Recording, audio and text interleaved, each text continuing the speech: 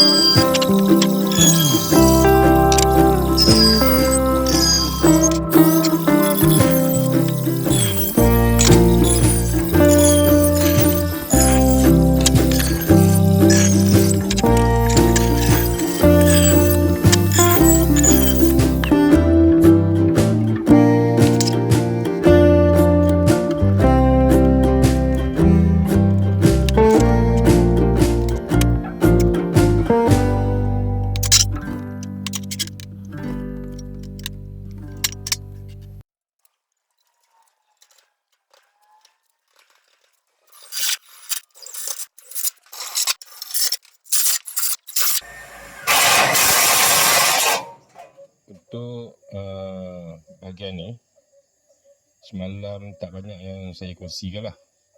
Sebabnya rumah saya sejak kerap datang sini. Dia duduk mepok kat sini tengok saya buat kerja. Jadi saya terpaksa lah off video. Jadi ni sebenarnya bahagian tingkap. Bahagian tingkap. Jadi untuk hari ni, semasa saya nak pasang palang yang tengah ni kan, saya jumpalah kesilapan yang saya buat semalam, semasa kerja semalam, untuk bahagian sebelah sini. Okay, ni saya dah buka lah. Yang tu sudah terlindung dengan staging kan. Apa yang saya perasan, apa yang saya jumpa, yang saya boleh tahu ada kesilapan. So ini besi yang saya pasang kat tengah tu kan, besi tengah tingkap yang kat bawah. Besi ni saya dah potong 4 batang lah, ngam-ngam sama panjang dulu. 4 tu sama panjang. Yang sana okey, tapi bila saya nak pasang kat sini, dia jadi macam terlebih panjang.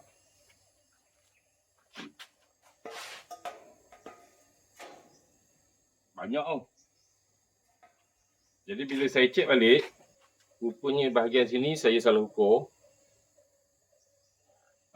Di bahagian sana, jarak dari atas saya ukur 56 inci. 52 inci. Tapi tak tahulah macam mana, sebelah sini semalam saya sudah ukur dia 56 inci, penandaan dia 56 inci. Jadi dia dah jatuh ke bawah. Jadi so hari ni, pagi ni buat pembetulan lah. Saya pun dah buat marking baru lah ni. Kalau boleh nampak, ni marking semalam, makin lama, ni makin baru.